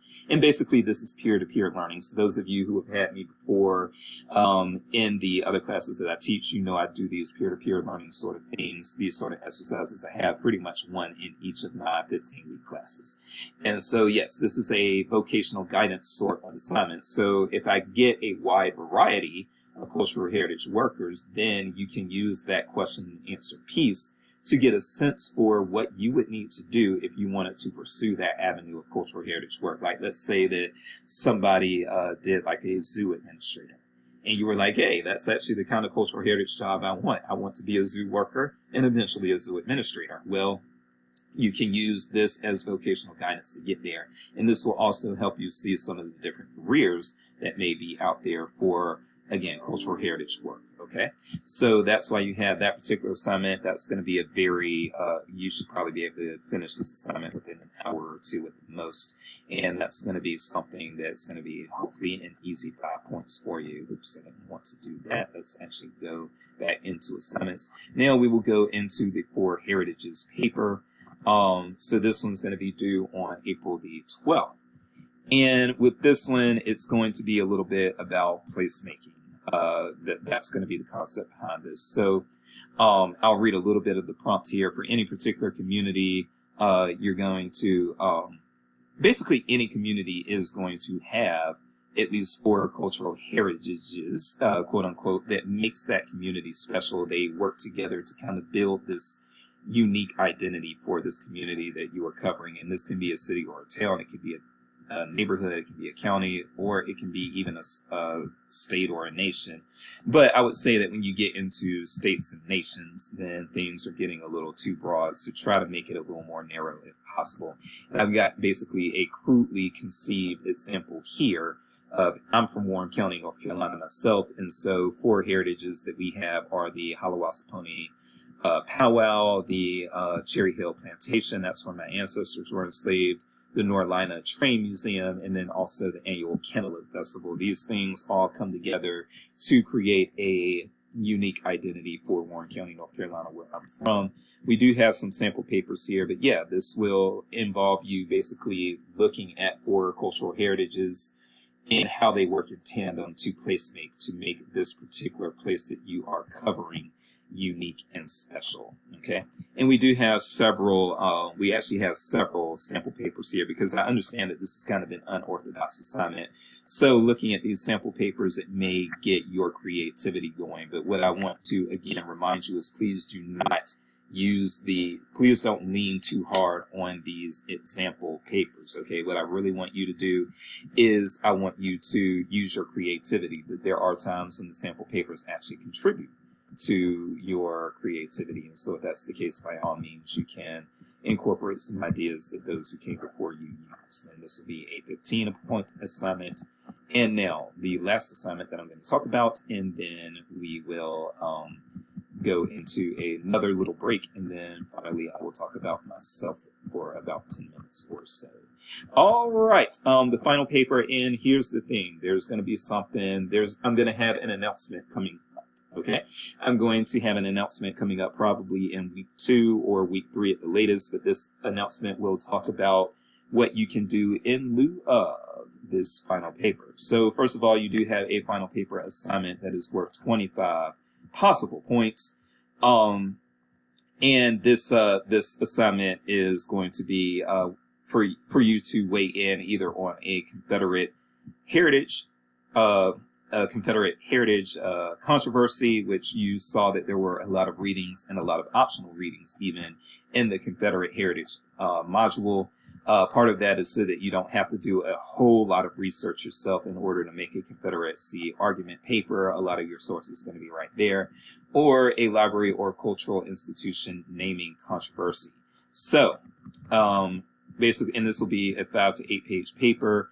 Either you can try to tackle one of these or another issue that gets brought up within the Confederate Heritage module.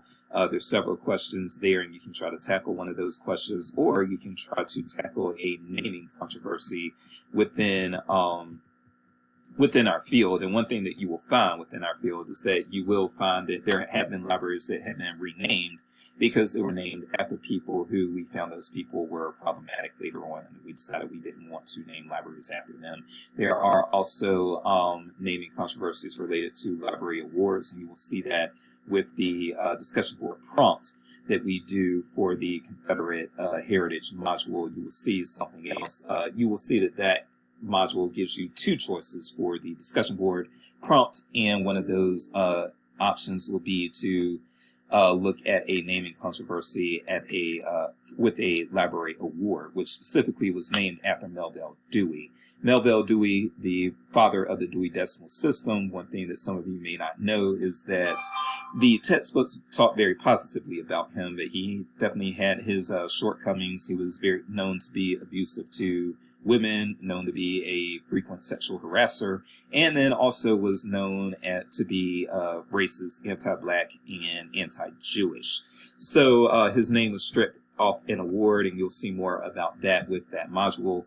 But that can be a naming controversy that you just tackle with reading this prompt and seeing where this goes if you decide to go the final paper route. Now, you won't necessarily have to go the final paper route, and I will talk about this with an upcoming check-in video and make also an announcement about this. But one thing that you can do if you don't want to do a final paper, I actually give the option in this class of allowing people to do a heritage project instead. And a heritage project can look a lot of different ways, but it has to help someone outside of this class. It has to help a cultural heritage institution or a cultural heritage event outside of this class. But there are a number of things you can do.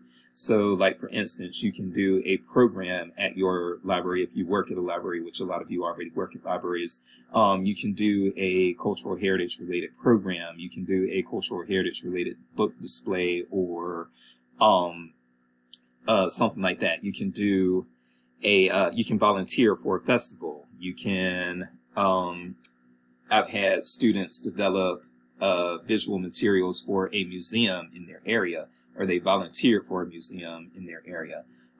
You can, there are a wide variety, again, of things you can do. I've had a student do a postcard presentation project, and that counted as his cultural heritage project. So there are a lot of things that can count. And so in week 2 or in week 3, I will put up an announcement to kind of give you some insight on what may count there, okay? And I would prefer actually for you all to do a heritage project. But what you will do is, if a heritage project gets approved, then you just do it at some point. You give me proof that you did it. You don't have to do a write-up about it or anything like that, unless you just want to. But you typically would just give me proof that you did it.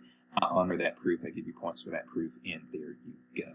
All right, so that is that's our rundown. That's pretty much where we go with this. And so yes, give me this would be the time to take another break, and then after you take another break, then I will spend about 10 minutes talking about myself, and then we will be done. And I know that that is something that you're longing for, because this one has been quite a long one.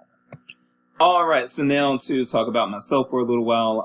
Not that I have that big an ego, but perhaps I do. I don't know. But I talk about myself a little bit so that my students are a bit more comfortable with me, and with that comfort will hopefully also come a excuse me. Oh, goodness. With that comfort will also hopefully come just a willingness to reach out to me and to learn from me and to let me help guide you through this process of getting your education and growing in this field and that sort of thing, because that's what you're here for. I don't take it lightly that I am helping shape your experience and prepare you for a career in librarianship. And by the way, I do also want to mention at this time that even if you are not an archivist or not trying to go into archives, if you're just trying to be a standard librarian, which that's what I was an adult services librarian or a reference librarian when I was a practicing librarian. There was nothing, I didn't have one of those special titles or anything like that ever. I was just reference and instruction librarian. But still, I did things like I coordinated programs and that sort of thing. And even if you're not going into archives, this class can be very helpful to you, because it does also expand your knowledge on what libraries do and how libraries can get into cultural heritage things a little bit more. You can do programming related to cultural heritage. So you can do programming related to the history of local businesses, or programming related to cemeteries and that sort of thing. I've seen it done. A lot of libraries do programming surrounding food, and as you saw, we had a food module and that sort of thing.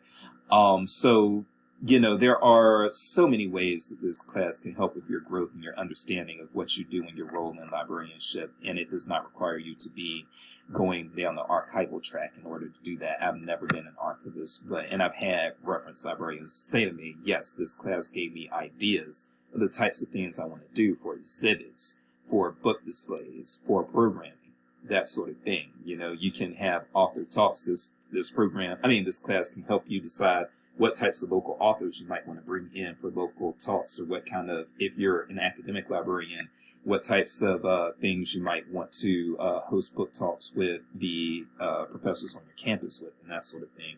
So this class can be helpful in a lot of hidden ways. So please don't discount how this class can be helpful to you.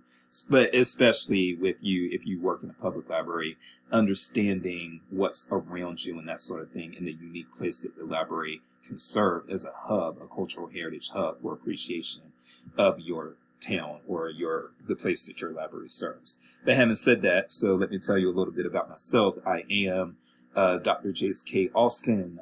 People just typically call me Dr. Jace. I am originally from Soul City, North Carolina. I spent my childhood years in Soul City, North Carolina, and then also the Richmond, Virginia area. That's where I lived as a teenager. And I was also born outside of Richmond, Virginia, in a place called Petersburg, Virginia. Okay. I got a English undergrad degree from the University of North Carolina at Wilmington. I have a master's degree in library science from North Carolina Central University, and then my PhD is from the University of South Carolina, and my PhD is in library and information science, but then also a special focus on cultural heritage informatics. And so that's what made me qualified to teach this class, which again, this class borrows very heavily from the great cultural heritage scholars that I studied under while I was at the University of South Carolina, specifically Jennifer Arnes, the late David Carr, and then also Elise Lewis. Those were the cultural heritage scholars that I really studied under. Sam Hastings as well, to a lower extent. But those were the scholars that really helped shape my view on cultural heritage. And then from there, I've incorporated things that I've gotten from lots of people at every angle. And that has produced, again, a unique class that you would not find any class like this at the master's level of any MLIS program in the country. This is something that I did, and it's something that I have a unique spin on, not to my own horn, but it's just the truth. And it's something that I offer, and I'm glad to be in this position to offer this for my students, to give you all a potential experience here at Mizzou that you would not have at any other program. And I try to do that in a lot of ways, to be honest with you. If you've had classes with me before, you'll know that I do things like the check-in videos and some things that I do. There are things that I do that you don't get that at a lot of other classes. At a lot of other schools. And I don't think a lot of people realize that, but I'm hoping it's something that I can communicate and something that you can appreciate, because you do have an option. You have an option of which school to go to. And so we do need to do things to make Mizzou the school of choice for you, and hopefully for many others in the future. And so that's why I do the type of work that I do. If you've had me for reference, and I see going through the class roll that most of you have, if you had me for reference, you know I do those check-in videos where I show off a lot of the databases. You don't find that at most MLS or MLIS programs, y'all. I didn't have anything remotely similar to that at my program. So again, I say all of that to say I am trying to help you appreciate your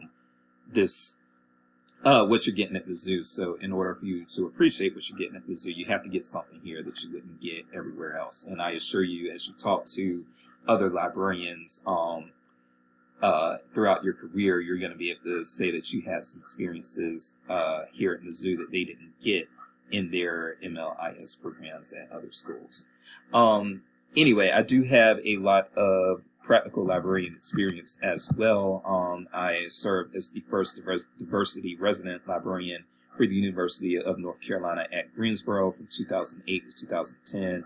I attended library school, by the way, from 2006 to 2008. So this fall will be my 20-year anniversary of starting library school. Time flies. For those of you who don't know, we get old quick. I am 42, and I thought when I was starting the library science program at 23, I thought that 42 was a long way away, and it was not. So just know, time is going to fly, you all.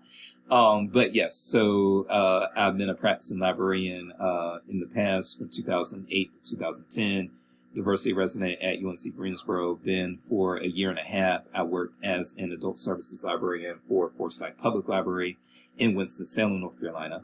After that, and you heard me mention Krispy Kreme, you know, I learned a lot about that. I knew that Krispy Kreme was founded in Winston-Salem, but I really learned about the pride that that community took when I worked with the public library. I worked while I was working on my PhD, I also worked as a reference and instruction librarian for a community college, Midlands Technical College in Columbia, South Carolina. After that, I worked as a reference and instruction librarian for Coastal Carolina University in Myrtle Beach, South Carolina. That was awesome, living in Myrtle Beach.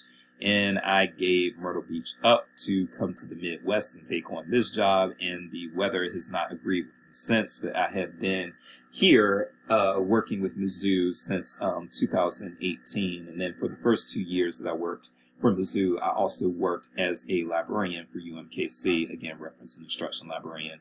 But Mizzou needed me to teach full time, and so my job was restructured after a little while. And so that is why I'm stationed in the Kansas City area. But if you are in the Kansas City area and need to meet with me, or in Western Missouri, or even I've had students even drive out from Omaha to meet me in person, which is like 3 hours away from Kansas City. But if you need to meet with me in person and you are in Western Missouri, we can make that happen. And I won't say who for FERPA reasons, but one of your classmates, and they can say themselves if they'd like to, that they met with me in person. But yes, one of your classmates this semester has met with me in person at my office at UNKC, and I welcome that. I welcome that.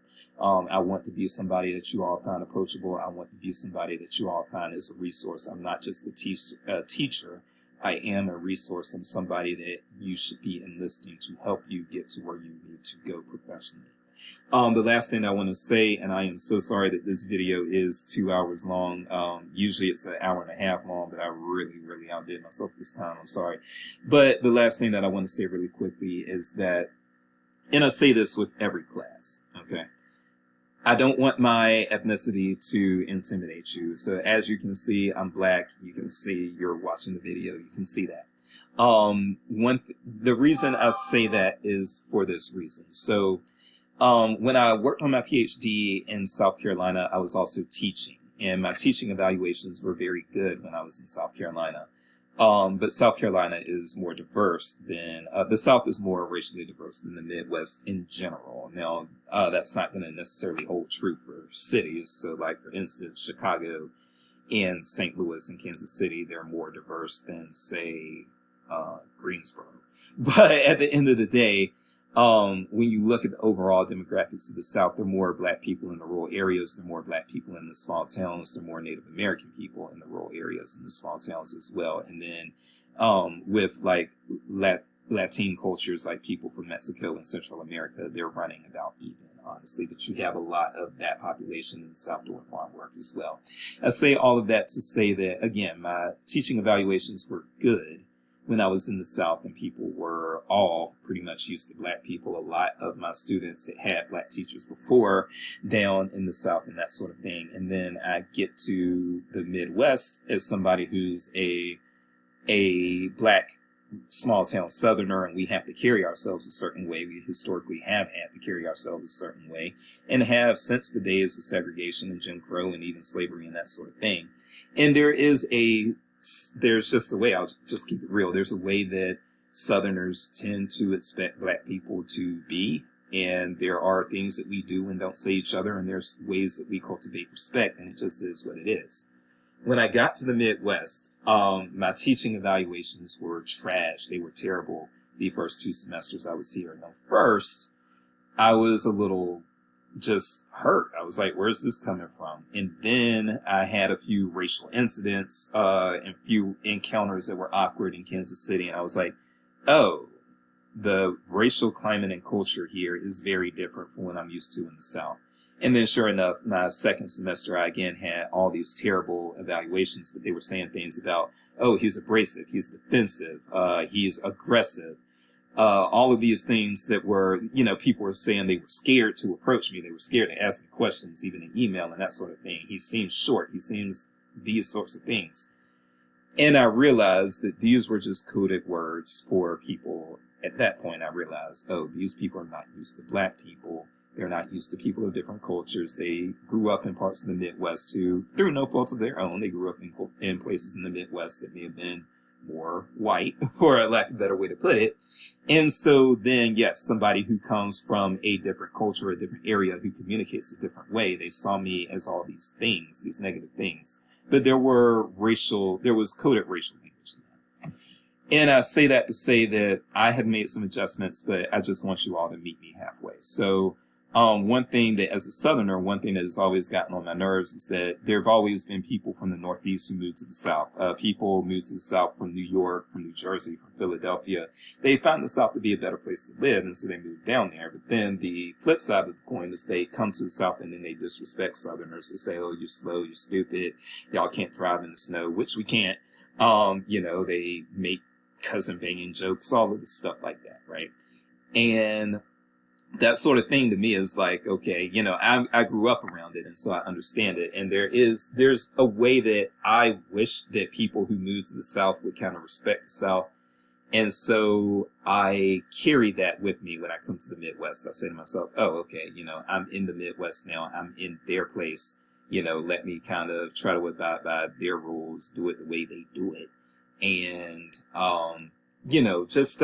I try to, again, adjust to this culture to be respectful to the people who have been in this Midwestern culture, but I want people to meet me halfway. There's still going to be, that's what I am asking you all of students, so that we can have a mutually beneficial, learning environment. What I want you all to do is meet me halfway. I'm still going to retain some of my Southernness because it is who I am. I'm quite frankly not going to code switch to the point where I don't appear as black. Black is my culture, black is my race, and it is my identity. And there are certain ways that I communicate because of that. And I'm not going to, quote unquote, act white. Yeah, I might not act the way I did in the South. Because again, people just aren't ready for that up here. I just realized that. I realized that if I act the way that I had to act to survive in North and South Carolina, if I act that way here, people are going to say, oh, he's abrasive, and oh goodness, he's aggressive, and I don't want to even talk to him. So I've had to kind of chill it out a little bit, be a little more relaxed, do a little more incorporation of that Midwestern nice. But meet me halfway. You see that I'm trying, so also please try with me. If something about me makes you feel nervous or uncomfortable, ask yourself if it's really something I'm doing, or are you responding to my appearance or my vernacular in some sort of way? So just be mindful of those sorts of things. And I would even say that if you feel that I'm being condescending, ask, am I really being condescending, or are you not used to a black person being in a place of authority? And part of the reason I say that is because, something that I say to people all the time is, as you get into a professional position, your perspective on things might change. And I basically, in my last teaching evaluations, I got what amounted to an uppity Negro type of comment. Like, how dare he speak to me like this? How dare somebody who has worked in the library field since 2008, how dare he, say anything to me about what my future can be? I'm just like, look, that is what a professor is here to do. Professor into the profession. You know what I'm saying? So, that sort of thing happens, but I want to reduce that. And I think that if we respect each other culturally in a cultural heritage class, there's going to be a lot of room for growth. And that's one of the things that I just want to kind of leave you all with at this time. I want to leave you all with just thinking about it. Just think about, quite frankly, we all are different. Our upbringings are different. Our cultures are different and that sort of thing. But different does not have to mean that one is better than the other. And that's what I'm always trying to drive home and trying to hit hard for people, is that difference does not mean that one is better than the other. In fact, you see similarities within the differences, and the similarities within the differences just lead us to, is this something that's in our DNA? And I want us to be able to think about, this might be something that's in all of our DNA. So like, no matter what culture you come from, the music may be different, but music is in your culture. No matter what culture you come from, the religions may be different, but there are religions in your culture, indigenous religions and Abrahamic inspired religions that are tailored to whatever culture you're from. And so these things are all commonalities, even within the differences. And so it says that these things are written in our DNA. They may manifest and express differently, but they are written in all of our DNA. And so we can see how similar we are our differences. And I believe that that would be, I hate to over romanticize it, but I think that that could even be the road to world peace. You know, I think that world peace could be achievable, among other things, if we just realize that there's no inferiority. Yes, our cultures are different and we should all borrow from each other's cultures, I think. And I think that we should take some of the best elements from each other's cultures. But at the end of the day, our cultures are, you know, they're what make us unique, they're what make us human. But they are also, if we all agree to respect culture and see that our cultures, even though they're different, the fact that we all have culture makes us similar. I think that is the first step to seeing that we as humans, we have a human experience that in some ways intersects with one another in some way. We can find things that are common ground for all of us. And if we would just get there in our thinking, I think that that would be the road to world peace. So anyway, that's where I am with that. I'll talk about that more throughout the semester. But right now, let's turn it off because it's been 2 hours. I'm sorry it took so long. I am Dr. Jace, and you have started this race, and hopefully it will be a fun race. But let's get through it together in good faith and good feeling toward one another. Take care.